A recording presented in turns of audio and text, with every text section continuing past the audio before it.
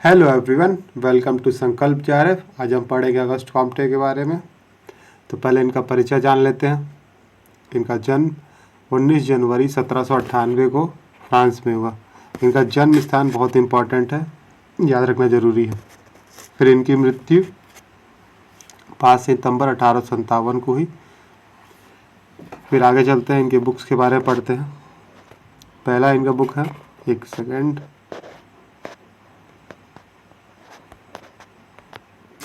पहला इनका बुक है plan of the scientific operation necessary for the reorganisation of society 1822। फिर सेकेंड बुक, ये बहुत इंपॉर्टेंट बुक है, पॉजिटिव फिलॉसफी 1830 से 1842, 6 वॉल्यूम में लिखी गई। ये वॉल्यूम भी याद रखना जरूरी है, 6 वॉल्यूम। फिर है पॉजिटिव पॉलिटी, ये भी बहुत इंपॉर्टेंट है, 1851 से 1854, 4 वॉल्यूम में लिखी गई। फिर चौथी बुक है कैचिज्म ऑफ पॉजिटिविज्म 1854। फिर पांचवी बुक है एजुकेशन एंड सोसाइटी। छठवीं बुक है रिलीजन ऑफ ह्यूमैनिटी 1856।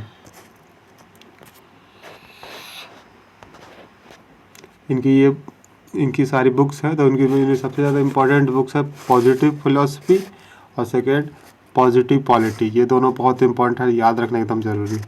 फिर इनके अवधारणा है, पहले अवधारणा चिंतन की 3 अवस्थाओं का नियम दिया, विज्ञानों का पदानुक्रम, तीसरा प्रत्यक्षवाद, फिर चौथा मानवता का धर्म, सामाजिक स्थैतिकी तथा सामाजिक गतिकी की अवधारणा दी अगस्ट कॉम्टे ने। अगस्ट कॉम्टे, फिर अगस्ट कॉम्टे के बारे में समझते हैं। अगस्ट कॉम्टे समाजशास्त्र के जनक हैं, मतलब अगस्ट कॉम्टे ने समाजशास्त्र की शुरुआत की, ठीक है। फिर अगस्ट कॉम्टे कहते हैं, अगस्ट कॉम्टे सेंट साइमन से प्रभावित हुए। मतलब जैसे कि अगस्त, ये कुछ एग्जाम में बहुत बार पूछा जा चुका है कि अगस्ट कॉम्टे किससे प्रभावित हो, तो अगस्ट कॉम्टे साइमन से प्रभावित हो। फिर उनसे प्रभावित होकर समाज विज्ञान को भौतिक विज्ञान के नियमों पर विकसित किया तथा समाज विज्ञान को पहले सामाजिक भौतिकी कहा तथा बाद में 1838 में समाजशास्त्र नाम दिया। इसमें समझ इजी लैंग्वेज में आपको समझाता हूँ। जैसे कि अगस्ट कॉम्टे तो सेंट साइमन से प्रभावित हुए, ठीक है। इस सेंट साइमन से प्रभावित होकर समाज विज्ञान था, उसको क्या किया कि भौतिक विज्ञान के नियमों पर विकसित किया। मतलब समाज विज्ञान को भौतिक विज्ञान के नियम पर विकसित किया, ठीक है। तथा समाज विज्ञान को पहले सामाजिक भौतिकी का, मतलब जो समाज विज्ञान को अगस्ट कॉम्टे ने सामाजिक भौतिकी का, लेकिन बाद में 1838 में समाजशास्त्र नाम दिया। क्यों इसलिए नाम दिया 1838 में समाजशास्त्र? क्योंकि सामाजिक भौतिकी शब्द का प्रयोग एडोल्फ क्वेटलेट ने कर लिया था। क्योंकि सामाजिक भौतिकी शब्द का प्रयोग एडोल्फ क्वेटलेट ने पहले कर लिया था, इसलिए 1838 में अगस्ट कॉम्टे ने सामाजिकी भौतिकी के स्थान पर समाजशास्त्र नाम दिया, ठीक है। क्लियर हो गया होगा आपको। पहला टॉपिक है अगस्ट कॉम्टे सेंट साइमन से प्रभावित हुए, सेंट साइमन से प्रभावित होकर समाज विज्ञान को भौतिक विज्ञान के नियमों पर विकसित किया, ठीक। फिर सामाजिक भौतिकी को 1838 में समाजशास्त्र नाम दिया, ठीक है। फिर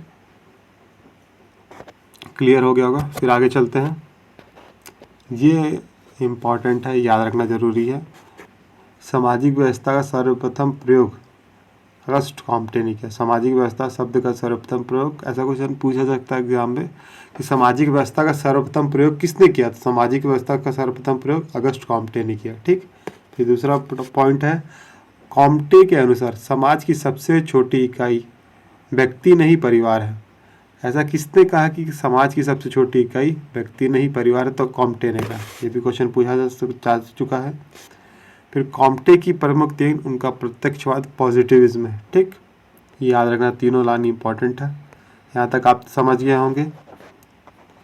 फिर आगे चलते हैं, ये लाइन बहुत इंपॉर्टेंट है और ये कई बार ये दोनों लाइन पूछी जा चुका है एग्जाम में। तो कॉम्टे ने समाजशास्त्र की परिभाषा दी, ठीक है। तो इसको समझते हैं। पहली परिभाषा दी, समाजशास्त्र समाज का वैज्ञानिक अध्ययन करता है। मतलब सोशियोलॉजी है वो समाज, जो हमारे समाज है आसपास के, उसका साइंटिफिक रूप से अध्ययन करता है, ठीक है। जो सामाजिक प्रघटनाओं का अध्ययन ठीक उसी तरह करता है जिस तरह प्राकृतिक घटनाओं का अध्ययन भौतिक विज्ञान करते हैं। मतलब जैसे कि अगस्ट कॉम्टे कहते हैं कि जिस प्रकार भौतिक विज्ञान प्राकृतिक घटनाओं का अध्ययन करते हैं, जैसे कि बिजली कड़कना हो गया, आंधी आना, तूफान आगना, इसका सब भौतिक विज्ञान साइंटिफिक तरीके से अध्ययन करते हैं। उसी प्रकार सोशियोलॉजी भी समाज का साइंटिफिक तरीके से अध्ययन करता है, ये कहना चाहते हैं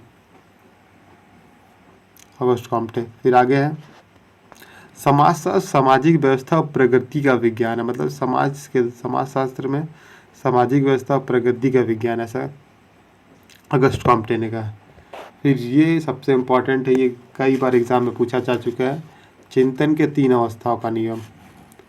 ये बहुत इम्पोर्टेंट, याद रखना जरूरी है। The law of 3 stages. August Comte ने मानव उद्विकास के 3 चरण बताए। मतलब मानव का जैसा विकास हुआ उसके 3 चरण अगस्ट कॉम्टे ने बताया। ये क्वेश्चन प्रीवियस ईयर में पूछा गया था कि अगस्ट कॉम्टे के 3 स्तरों को सिस्टमेटिक ढंग से, मतलब क्रम वाइज व्यवस्थित करें। तो पहला है आध्यात्मिक या धार्मिक अवस्था, थियोलॉजिकल स्टेज। फिर दूसरा है तात्विक या अमूर्त अवस्था, मेटाफिजिकल स्टेज। फिर तीसरा है वैज्ञानिक या प्रत्यक्षवादी अवस्था। फिर इनकी पहली अवस्था के बारे में समझते हैं, आध्यात्मिक या धार्मिक अवस्था। इसमें इंग्लिश टर्म बहुत याद जरूरी है, इंग्लिश टर्म आपको याद रखना जरूरी है। थियोलॉजिकल स्टेज, क्योंकि क्या होता है ना, एग्जाम में हिंदी टर्म में कभी कभी चेंज हो जाता है, तो इंग्लिश टर्म क्या जो है वैसे ही पूछा जाता है, तो इसलिए थियोलॉजिकल स्टेज इंग्लिश टर्म याद रखना जरूरी है। इसमें समझते हैं कि जब धार्मिक अवस्था थी, जब प्रारंभिक अवस्था थी मानव बुद्धि विकास की, तो उस समय क्या व्यक्ति के सोचने, उस समय क्या होता था, तो इसमें क्या होता था, इसमें व्यक्तियों को सोचने समझने का ढंग धर्म पर आधारित होता। मतलब जिसे इसमें क्या होता था, व्यक्ति कोई भी कार्य करता था, कोई भी सोच विचार करता था तो धर्म के आधार पर करता था। ठीक। फिर है ज्ञान, नियम, विश्वास, व्यवस्था व सभी प्रकार की प्राकृतिक घटनाओं के लिए दैवीय शक्ति को उत्तरदायी माना जाता था।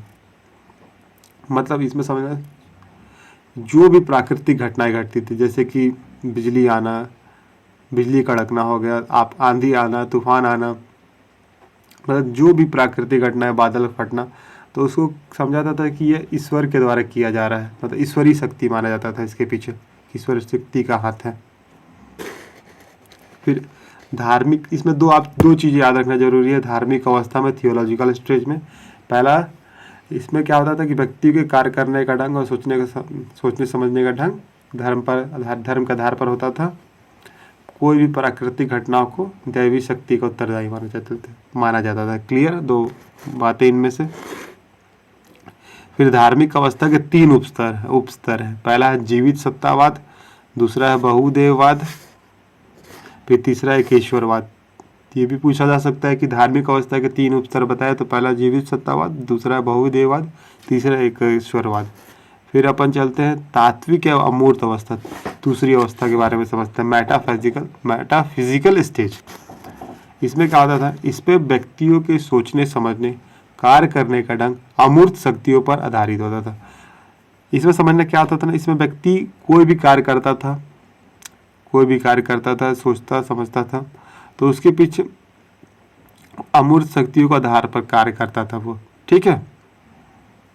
फिर क्या आता था, इसमें व्यक्ति मानने लगता है कि समस्त घटनाएं अमूर्त अलौकिक शक्ति नहीं बल्कि अमूर्त शक्तियां, आत्मा, परमात्मा, ज्ञान, निराकार अमूर्त शक्तियों से उत्पन्न होती हैं। इसमें क्या आता है, इसमें क्या व्यक्ति मानता है कि जैसे कि कोई भी घटना घटी, ठीक है, उसके पीछे निराकार शक्ति, आत्मा, परमात्मा का हाथ है, मतलब उन्हीं के द्वारा ऐसा किया जा रहा है। तात्विक या अमूर्त अवस्था में 2 बातें याद रखना जरूरी। पहला, इसमें व्यक्ति को सोचने समझने, कार्य करने का ढंग अमूर्त शक्तियों के आधार पर आधारित होता था, और दूसरा, इसमें कोई भी समस्त घटनाओं को अमूर्त शक्तियों को उत्तरदायी माना जाता था। क्लियर, दूसरी अवस्था। अब तीसरी अवस्था है वैज्ञानिक या प्रत्यक्षवादी अवस्था। इसका इंग्लिश टर्म याद रखना, पॉजिटिविज्म स्टेज। लिखना भूल गया था तो इसमें लिख लेना, पॉजिटिविज्म स्टेज। कॉम्टे के अनुसार 19वीं सदी का उदय ही प्रत्यक्षवादी स्तर का प्रारंभ है। मतलब जैसे कि कॉम्टे कहते हैं कि जैसे 19वीं सदी का उदय हुआ, तो प्रत्यक्षवादी स्तर का प्रारंभ हुआ। ठीक है, इसमें ज्ञान प्राप्ति का आधार निरीक्षण, परीक्षण, प्रयोग और वर्गीकरण आदि वैज्ञानिक प्रक्रिया होती है। मतलब इसमें क्या होता है, जैसे कि कोई भी ज्ञान प्राप्त करता है तो उसका सबसे पहला आधार उसमें निरीक्षण करते हैं, उसका परीक्षण कर टेस्ट लेते हैं, प्रयोग करते हैं, एक्सपेरिमेंट करते हैं, उस पर उसका वर्गीकरण क्लासिफिकेशन करते हैं, तो आदि वैज्ञानिक प्रक्रिया के द्वारा होता है। क्लियर? यह है वैज्ञानिक या प्रत्यक्षवादी अवस्था। इसमें ऑगस्ट कॉम्टे ने तुलनात्मक और वैज्ञानिक पद्धति का प्रयोग किया है। ये बहुत इंपॉर्टेंट है, याद रखना जरूरी है, एग्जाम में बहुत बार पूछा जा चुका है कि ऑगस्ट कॉम्टे ने किस पद्धति का प्रयोग किया। तो ऑगस्ट कॉम्टे ने तुलनात्मक और वैज्ञानिक पद्धति का प्रयोग किया।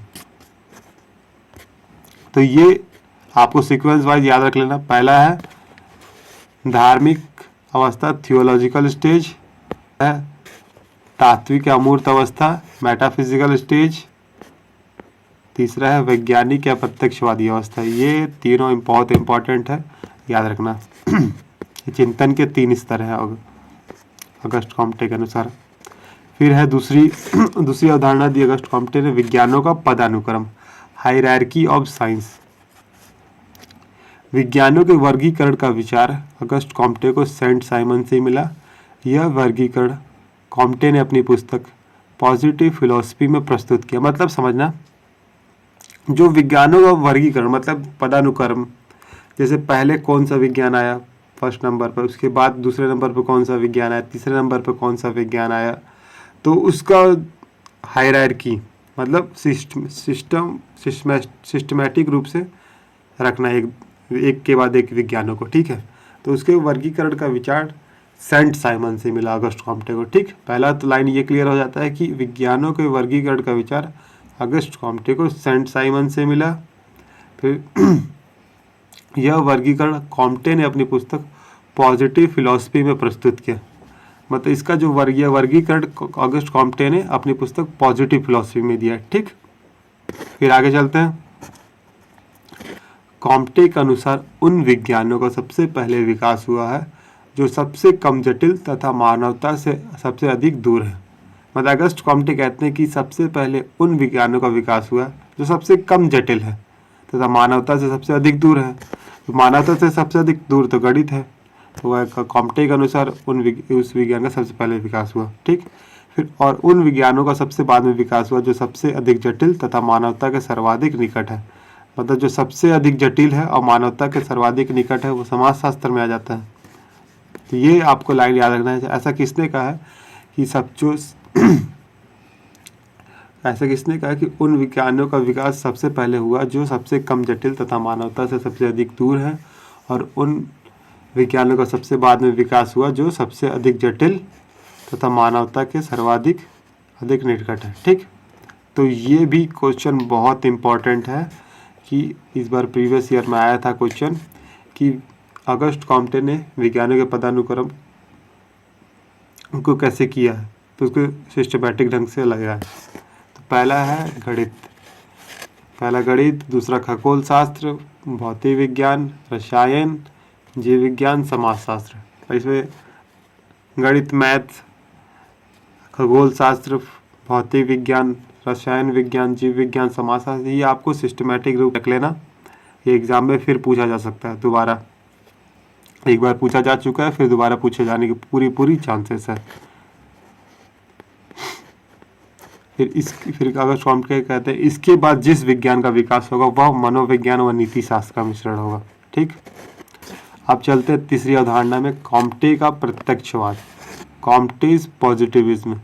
कॉम्टे के अनुसार समस्त ब्रह्मांड अपरिवर्तनीय प्राकृतिक नियमों द्वारा व्यवस्थित एवं संचालित होता है, जिसे वैज्ञानिक विधियों जैसे निरीक्षण, परीक्षण, प्रयोग एवं वर्गीकरण आदि वैज्ञानिक विधियों के द्वारा समझा जा सकता है।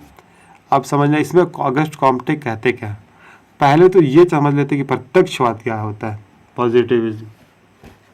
ठीक है, पर समझना प्रत्यक्षवाद का मतलब होता है वैज्ञानिकता। ऐसी कोई विधि जिसमें निरीक्षण, परीक्षण, प्रयोग एवं वर्गीकरण किया जाता है वही प्रत्यक्षवाद कहलाता है। सिंपल समझ आ गया होगा कि ऐसी कोई विधि या मेथोडोलॉजी जिसमें निरीक्षण करेंगे, हम परीक्षण करेंगे, प्रयोग करेंगे, एक्सपेरिमेंट करते हैं, वर्गीकरण किया जाता है, वही प्रत्यक्षवाद कहा जाता है। क्लियर हो गया होगा। फिर है कॉम्टे के अनुसार समस्त ब्रह्मांड अपरिवर्तनीय प्राकृतिक नियमों द्वारा व्यवस्थित एवं संचालित है। मतलब कॉम्टे कहते हैं कि जो हमारा ब्रह्मांड यूनिवर्स है उसमें अपरिवर्तित प्राकृतिक नियमों के द्वारा व्यवस्थित एवं संचालित होता है ये समस्त ब्रह्मांड। ठीक है, इतना तक आप समझिएगा, जिसे वैज्ञानिक विधियों जैसे निरीक्षण, परीक्षण, प्रयोग एवं वर्गीकरण आदि वैज्ञानिक विधियों के द्वारा समझा जा सकता है। आदि वैज्ञानिक विधियों के द्वारा समझा जा सकता है, ये तो समझ आ गया होगा। इसको समझाता हूँ। जैसे कि प्रत्यक्षवाद कहता है, जैसे कि आंधी आए, तूफान आए, तो जरूरी है कोई प्राकृतिक घटना है। ठीक है, इसका हम निरीक्षण कर सकते हैं, परीक्षण कर सकते हैं, प्रयोग कर सकते हैं एवं वर्गीकरण कर सकते हैं। तो यही अगस्त कॉम्टे का प्रत्यक्षवाद है। मतलब जिसका हम निरीक्षण, प्रयोग एवं वर्गीकरण आदि वैज्ञानिक विधियों के द्वारा समझते हैं वही प्रत्यक्षवाद कहलाता है। यहाँ तक आपको क्लियर हो गया होगा। फिर आगे चलते हैं। ये बहुत इंपॉर्टेंट है, प्रत्यक्षवाद की विशेषता एग्जाम में पूछा जा सकता है।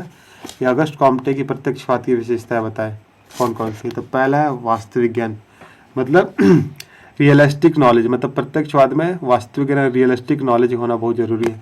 दूसरा वैज्ञानिक दृष्टिकोण, प्रत्यक्षवाद वैज्ञानिक दृष्टिकोण का समर्थन करता है। ठीक, फिर वैज्ञानिक कार्य प्रणाली, प्रत्यक्षवाद में वैज्ञानिक कार्य प्रणाली का प्रयोग किया जाता है। चौथा है प्रत्यक्ष घटित होने वाली घटनाओं से संबंधित, प्रत्यक्षवाद प्रत्यक्ष घटित होने वाली घटनाओं से संबंधित होता है। क्लियर हो गया। फिर है धर्म एवं विज्ञान का समन्वय, जैसे कि इसको समझते हैं। प्रत्यक्षवाद धर्म एवं विज्ञान को साथ में लेकर चलता है। ठीक है, मालिनोवस्की ने धर्म और विज्ञान के समन्वय के बारे में बताया। ठीक, इसलिए प्रत्यक्षवाद को धर्म एवं विज्ञान का समन्वय माना गया। जैसे समझना, प्रत्यक्षवाद धर्म एवं विज्ञान को साथ में लेकर चलता है। ठीक है, तो मालिनोवस्की ने धर्म एवं विज्ञान के समन्वय के बारे में बताया है, इसलिए प्रत्यक्षवाद को धर्म एवं विज्ञान का समन्वय माना गया। समझ आ गया होगा। फिर है सामाजिक पुनर्निर्माण का साधन। सामाजिक पुनर्निर्माण का मतलब है समझना कि सामाजिक पुनर्निर्माण का मतलब है कि सामाजिक एकता की बात करें या समाज के निर्माण की बात करें। तो यही प्रत्यक्षवाद की विशेषता है। ये सारी विशेषताएं आपको याद रखना जरूरी है, एग्जाम में पूछा जा सकता है। फिर चलते हैं। हाँ, आपको यूजीसी नेट JRF की सोशियोलॉजी की कंप्लीट कोर्स ज्वाइन करना है, आप हमारे साथ जुड़ सकते हैं। इसमें आपको फुल सिलेबस वीडियो लेक्चर मिलेगा यूनिट वाइज, एक यूनिट 1 से लेकर यूनिट 10 तक। फिर आपको फुल सिलेबस नोट्स मिलेंगे, आपका वीकली टेस्ट होगा, प्रीवियस ईयर क्वेश्चन पेपर 2012 से 2023 तक के मिलेंगे, फुल सिलेबस मॉक टेस्ट मिलेगा, चैप्टर वाइज PYQ सॉल्यूशन मिलेगा मात्र 1499 रुपये में। फिर कांटेक्ट कर सकते हैं 6263163533 वो इस नंबर में व्हाट्सअप कर सकते हैं। 9111381869 पे भी कॉल कर सकते हैं। फिर आप सब चलते हैं मानवता के धर्म के बारे में पढ़ते हैं। The religion of humanity. Comte के अनुसार कोई भी शक्ति अंतिम नहीं है, परंतु मानवता एक परम वास्तव और महामानव वास्तव में एक जीवित ईश्वर है। अतः व्यक्ति को किसी धर्म का नहीं बल्कि महामानव का पुजारी बनना चाहिए। उसे अंधविश्वासों में नहीं बल्कि प्रत्यक्ष ज्ञान की प्राप्ति में विश्वास करना चाहिए। यही मानव का धर्म।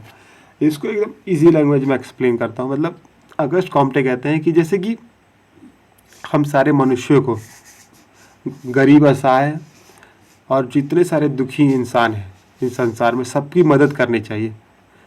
जो गरीब व्यक्ति उसको खाना देना चाहिए, उनका जितना ज़्यादा हो सके कल्याण करना चाहिए। जैसा अगस्त कॉम्टे कहते हैं कि व्यक्ति को किसी धर्म का नहीं बल्कि महामानव का पुजारी बनना चाहिए। मतलब जैसे कि व्यक्ति को क्या होना चाहिए, किसी धर्म का नहीं बल्कि महामानव का पुजारी होना चाहिए। मतलब व्यक्ति को क्या करना चाहिए, धर्म का अधीन ना होकर महामानव मतलब सभी का कल्याण करना चाहिए। उसे अंधविश्वासों में नहीं बल्कि प्रत्यक्ष ज्ञान की प्राप्ति में विश्वास करना चाहिए। व्यक्ति को जैसे अंधविश्वास, जादू, ढोंग पर ये सब के चक्कर में नहीं रहना चाहिए। और जो प्रत्यक्ष ज्ञान है, वास्तविक रियलिस्टिक जो नॉलेज है, उसको विश्वास करना चाहिए, उसको प्राप्त करना चाहिए। यही मानव का धर्म है अगस्त कॉम्टे के अनुसार। फिर कॉम्टे के अनुसार प्रत्यक्षवाद से जिन ज्ञान की प्राप्ति होगी वह वास्तविक ज्ञान होगा। उसी ज्ञान से संपूर्ण मानवता का भला होगा। ऐसा अगस्त कॉम्टे ने कहा कि अगर कि प्रत्यक्षवाद से जिस ज्ञान की प्राप्ति होगी पॉजिटिविज्म से, वो वास्तविक ज्ञान होगा, रियलिस्टिक होगा, तो उसी ज्ञान से संपूर्ण मानवता का भला होगा, ऐसा अगस्ट कॉम्टे ने कहा। फिर इनकी सामाजिक स्थितिकी तथा सामाजिक गतिकी, social static and social dynamics, इसको समझते हैं। कॉम्टे ने समाजशास्त्र के दो भागों में बांटा। पहला है सामाजिक स्थितिकी, सोशल स्टैटिक्स, दूसरा है सामाजिक गतिकी, सोशल डायनामिक्स। पहले सामाजिक स्थितिकी को समझते हैं। सामाजिक स्थिति विज्ञान के अंतर्गत समाज की स्थायी संरचना अथवा बाहरी आवरण का अध्ययन किया जाता है, जैसे परिवार, विवाह, नातेदारी, समूह, संस्था, समुदाय आदि के बीच अंतःक्रिया व अंतर संबंधों का अध्ययन करना इसकी मुख्य विशेषता है। जैसे कि सामाजिक स्थिति विज्ञान का मतलब है कि स्थितिकी का मतलब है, सामाजिक स्थिति क्या है कि समाज में स्थिरता की बात की जाएगी। जैसे कि समझते हैं, इसको समझते हैं कि हम सामाजिक संरचना की, हम समाज की स्थायी संरचना की बात करते हैं। जैसे हम समाज की स्थायी संरचना की बात करते हैं। जैसे कि जैसे परिवार स्थायी संरचना हो गया, ठीक है, क्योंकि परिवार प्रत्येक समाज में पाया जाता है, विवाह प्रत्येक समाज में पाया जाता है, नातेदारी प्रत्येक समाज में पाई जाती है, समूह, संस्था, समुदाय सब प्रत्येक समाज में पाया जाता है। तो ये सब स्थायी संरचना हो गई। तो समाज की स्थायी संरचना वो बाहरी आवरण का अध्ययन करते हैं, तो उसे सामाजिक स्थिति की कहते हैं। क्लियर हो गया होगा। जैसे कि परिवार, विवाह, नातेदारी, समूह, संस्था, ये सब समाज की स्थायी संरचना है, ठीक है, प्रत्येक समाज में पाया भी जाता है। तो इसका जब हम समाज की स्थायी संरचना का अध्ययन करते हैं तो उसे सामाजिक स्थितिकी कहते हैं, सोशल स्टैटिक्स। क्लियर हो गया होगा। अब सेकंड है सामाजिक गतिकी, सोशल डायनेमिक। इसके अंतर्गत उन निश्चित नियमों का अध्ययन किया जाता है जिसके अनुसार समाज का क्रमिक विकास एवं परिवर्तन होता है। कॉम्टे का कहना है कि सामाजिक गति विज्ञान इतिहास में अपने तथ्यों का संकलन करता है, इसलिए यह इतिहास का विज्ञान है। अब समझते हैं कि जैसे समझना है कि इसके अंतर्गत उन निश्चित नियमों का अध्ययन किया जाता है जिसके अनुसार समाज का क्रमिक विकास एवं परिवर्तन हो रहा है।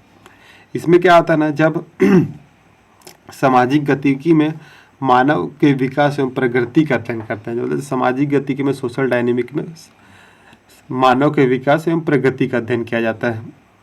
इसमें क्लियर हो गया होगा सोशल डायनेमिक्स में क्या करते हैं और सामाजिक स्थितिकी। सामाजिक स्थितिकी में समाज के स्थायी संरचना का अध्ययन किया जाता है, जबकि सामाजिक